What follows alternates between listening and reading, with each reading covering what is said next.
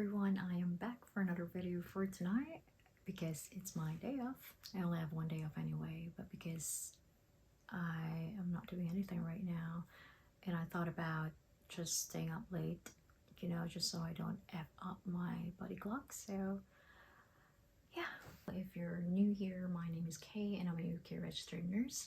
I've been only living here for about 10 months and I'm fairly new. So this channel has been created for me to share everything that I experienced firsthand when it comes to my job and living here in the UK. Alright, so recently I created a poll wherein I ask you which of the 5 contents would you like me to do. So most of the people who voted wanted me to create a content about work hacks, how to make your life easier at work. Working here in the UK for almost a year hasn't been really easy.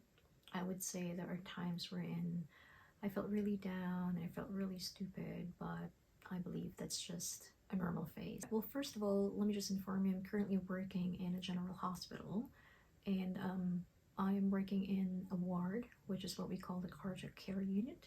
So I do work with patients who has heart problems, majority. Sometimes we do manage patients medically. It could be surgical patients. The first tip that I would advise you to make your life easier at work is to familiarize yourself with the unit where you are going to work in. If you're working in an ITU, that's a special area, or in PEDS, like in my ward, which is cardiac care unit, I would advise you to familiarize yourself with the environment. Physically, first of all, how many patients are you going to handle? Where are the things or the machines or the equipment located? The paperworks, who's going to sign here, there, the directory, the phone numbers that you needed when you need to call someone. Because here in the UK, I realized there are actually a lot of departments or units and specialist nurses or healthcare workers that you need to collaborate with. So it's not just the laboratory, radiology, but there are also specialist nurses like district nurse, diabetic nurse, heart failure nurse, consultant, of course, junior doctors, PTOT, pharmacists. So there are actually a lot, and it's kind of overwhelming. But if you do have a copy of the directory, then you'll be able to manage your time and it would be easier for you to process things. My next tip for you is to be prepared to learn. Working in a new environment, even if you already have a lot of experience back home, it would still feel different here in the UK because they do follow a different protocol compared to what we have learned from back home or in another country. It takes time to learn things and you won't always get it the first time, and that's normal. So I would suggest, why don't you actually volunteer in the things or the procedures that you haven't done before?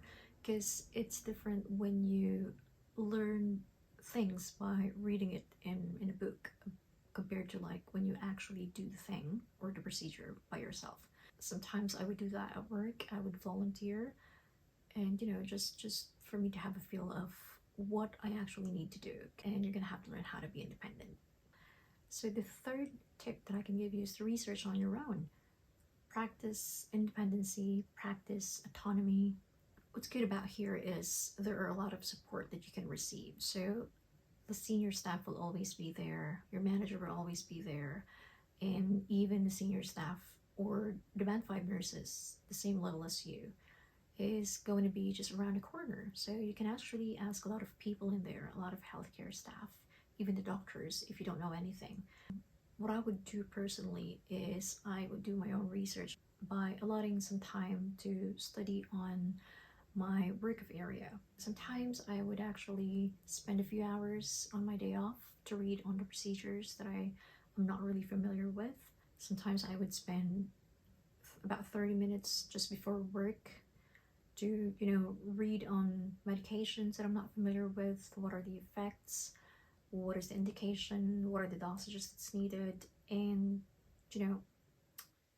it's necessary that you understand the medications that you're giving, the procedures that you're doing, because patients and relatives will always ask you, and you will always have to collaborate with other healthcare workers. So the fourth tip is to be confident.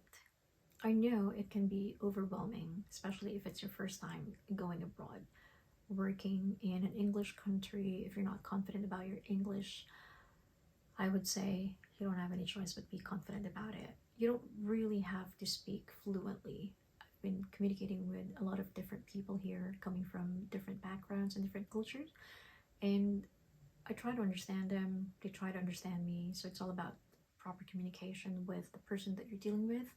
Be confident, especially if you have an experience back home or in another country. You can definitely use those communication skills for you to be able to collaborate with people that you work with. So that includes the doctors, the consultants, the patients, and even the relatives. Here in England, in my hospital, it's a normal thing to update the relatives of the patient about what's going on with them. Because back home in my country, normally the relatives would always talk to the doctor about an update regarding their relatives. So they would ask questions about what's going on, what is the treatment being done, how is it being managed, what are the procedures that's going to be done, explanation of the procedure. But here you are actually given a task to be independent and know the cases that's, or know what's going on with your patient. I have a lot of encounters wherein I talk to the relatives of the patient. They would call me, they would ask me what is going on with the patient, um, has the procedure been done, how long is it going to take, what are the effects, why is he taking those medications, what is going to be the effect on them. So, I really think that building your confidence by communicating with the relatives, the patients, the consultants, and the doctors, it will really help you believe in yourself and your capabilities, because sometimes I do surprise myself as well with the knowledge that I have, and that's all because I'm confident. Fifth tip is to accept criticisms. When you're a senior staff nurse or a healthcare worker, point out any mistakes that you make. Don't take it personally. Try to be as professional as you can. For me, just accept things for what it is. I would advise you to, again, be open with your communication. If you think this is not right, like they're not taking you seriously or they're not communicating with you properly, and you feel like they are embarrassing you in front of other people or even in front of the patients, then speak up. People here are actually encouraged to speak up their own mind. Just say out loud what you think is. And like I said, do not take things personally. Most of the criticisms that you're receiving is actually for your own growth, own professional growth. So don't be too sensitive. So in relation to the fifth tip, the sixth one is actually to not be afraid to ask questions. A person would not possibly know everything. Our brain can only hold so much information. If a patient or a relative asks you questions about this and you don't know how to answer it because you don't know the answer to it, then just politely tell the relative or the patient that I have to get back to you on that, or it's better to talk to the doctor about this because I don't want to mislead you with my answers because I'm not really sure about it. I haven't really experienced doing that. I think honesty is still the best thing to do. It would be very helpful if you're going to ask questions about your area or your unit, but that doesn't mean you're going to be limited to that. So I would say also ask questions about previous experiences of your workmates. I bet that they can share a lot of things that would be helpful in future instances or future cases that you'll be managing.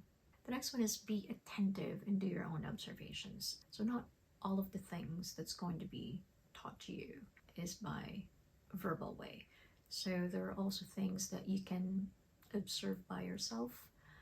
Let's say the workflow, especially during winter, it's really busy at hospital. Sometimes the mentors or the senior sisters no longer have time to share their learnings to new nurses or the newly qualified nurses. And I do understand that. So why don't you actually observe them? And if you have any questions, you can jot it down, put it on your notes, and then you can ask them questions when they're not working anymore. I mean, when the shift is almost ending. Talk to your manager or your mentor if you're having a hard time catching up with things. We do have different educational background. We do have different pacing. Ask them as well, how could you improve yourself? There will always be differences from our own perspective to their own perspective, given that they do have a lot of experience when it comes to working here. So I think that would actually make your life easier at work if you are aware of what you are doing or you are not doing or should be doing. My next tip is be friends with your colleagues. That doesn't mean that you have to go out with them, know their personal lives, just be friendly with them, engage with them, smile, always smile. I think that always helps. Be friendly, have a chit chat about how the day is going, how do they spend Christmas, or how do they usually spend their day off. I think it really matters if you show engagement to your colleagues, because it will actually build rapport between you and your colleagues, and you'll never know. I mean, you could actually be best friends with them. Number 10 is to try doing a bank shift in another area or another unit. Learning should not be limited, right? I mean, I know that it's hard enough to learn a lot of things in the area or the unit that you're working in, especially if you've been here for only a few months. But I also think that there are things that you can learn in another unit or you cannot see in your own unit. And the last tip is to communicate with your friends and your family. Working abroad, especially if you're alone and you're far away from your family in your home country or from your comfort zone, can be really challenging at times. I think sometimes we all just need to vent out, the stress that we're feeling, especially the pressure that we're experiencing right now during winter. A lot of patients are coming in, the number of the staff is going down because they're calling in sick. And this is not just because they wanted to, rest at home or do some things that they want to do. It's because they're really sick, like they're COVID positive and stuff like that. Communicating with your family and your friends would distract you from the pressure at work, and it would make you feel better coming to work the following day. All right, so those are my advices to make life easier at work. These are just the things that actually helped me in my work to adjust. I mean, until right now I'm still adjusting. I'm still not fully confident about the things that I'm doing, but with the help and the support of my colleagues, I'm able to do my job. So far I still have my PIN, it's still safe with me. I think just always make sure that you follow the protocol, because it's going to save your ass if some things happen to the patient.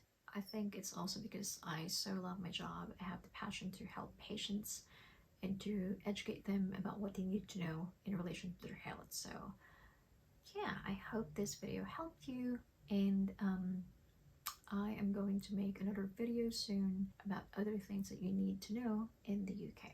So if you have any suggestions or recommendations, then please leave a comment below. Have a great day. Bye.